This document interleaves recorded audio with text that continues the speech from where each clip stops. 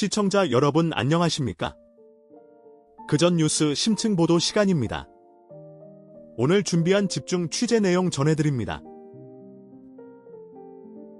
숫자는 거짓말을 하지 않습니다. 트럼프 행정부의 강경 노선에도 불구하고 이란과의 협상 재개 움직임은 중동 정세의 불안정성을 보여주는 단적인 증거입니다. 트럼프 대통령은 22일까지 합의에 이르지 못할 경우 이란에 대한 추가적인 군사적 옵션을 고려하겠다고 밝혔으며, 이는 호르무즈 해협의 봉쇄 위기를 다시 불러올 수 있다는 우려를 낳고 있습니다. 파키스탄은 미국과 이란의 협상 준비를 위해 코로나 봉쇄에 준하는 보안 조치를 취하고 있으며, 이는 협상의 민감성과 긴장감을 반영합니다. 이란 최고 지도자 하메네이는 이란 해군이 적에게 새로운 패배를 안길 준비가 되어 있다고 강조하며 강경한 입장을 고수하고 있으며, 이는 협상의 난항을 예고합니다.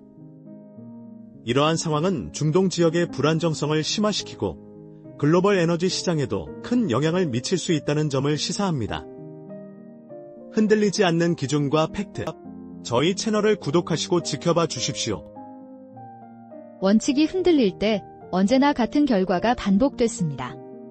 이스라엘의 레바논 맹폭으로 11명이 사망하고 남부 지역의 주요 다리가 파괴되는 등 무력 충돌이 격화되고 있습니다.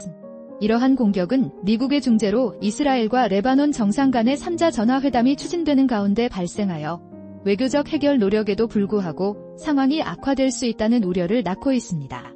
이스라엘은 레바논 내 헤즈볼라의 군사적 활동을 억제하기 위해 공습을 감행했다고 주장하지만, 이는 민간인 피해를 야기하고 지역 불안정을 심화시키는 결과를 초래하고 있습니다. 레바논은 이스라엘의 공격에 대해 강력하게 비난하며 국제사회의 개입을 촉구하고 있으며, 이는 중동 지역의 갈등이 더욱 복잡해질 수 있음을 시사합니다. 국제사회는 이스라엘과 레바논 간의 확전을 막기 위해 적극적인 외교적 노력을 기울여야 하며, 무력 충돌의 근본적인 원인을 해결하기 위한 장기적인 해결책을 모색해야 합니다. 단편적인 사건 너머의 진짜 맥락, 그전 뉴스가 계속 짚어드리겠습니다. 우리는 지금 한 제도의 실패를 목격하고 있습니다. 니콜라스 마두로 전 대통령이 미국으로 압송된 이후 델시 로드리게스 임시 대통령이 대대적인 숙청 작업을 진행하며 베네수엘라의 권력 지형에 큰 변화를 가져오고 있습니다.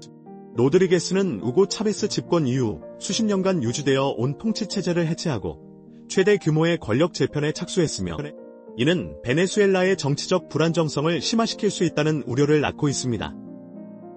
뉴욕타임스는 이번 숙청이 베네수엘라의 민주주의를 더욱 훼손하고 국민들의 삶을 더욱 어렵게 만들 수 있다고 지적하며 국제사회의 우려를 표명하고 있습니다. 이러한 상황은 베네수엘라의 정치적 위기가 장기화될 가능성을 높이고 있으며, 이는 주변 국가에도 부정적인 영향을 미칠 수 있다는 점을 시사합니다. 책임 있는 정부는 국민의 자유와 권리를 보장하고 법치주의를 확립해야 하며, 이는 베네수엘라가 회복해야 할 가장 기본적인 원칙입니다. 내일도 가장 냉철하고 정확한 분석으로 돌아오겠습니다. 알림 설정을 부탁드립니다. 오늘 벌어진 이 사건은 단순한 사고가 아닙니다. 오는 6월 개관을 앞둔 버락 오바마 전 대통령 기념관 오바마 센터의 부지 선정과 자금 조달 등을 둘러싼 논란에 휩싸이며 기념 사업의 본질적인 질문을 던지고 있습니다. 월스트리트 저널은 오바마 센터가 역대 대통령 기념시설 중 가장 높은 비용이 투입된 시설이 될 것으로 관측하며 과도한 예산 투입에 대한 비판의 목소리를 높이고 있습니다. 이러한 논란은 기념 사업이 단순히 과거를 기념하는 것을 넘어 미래 세대의 교훈을 제공하고 사회 발전에 기여해야 한다는 점을 강조합니다.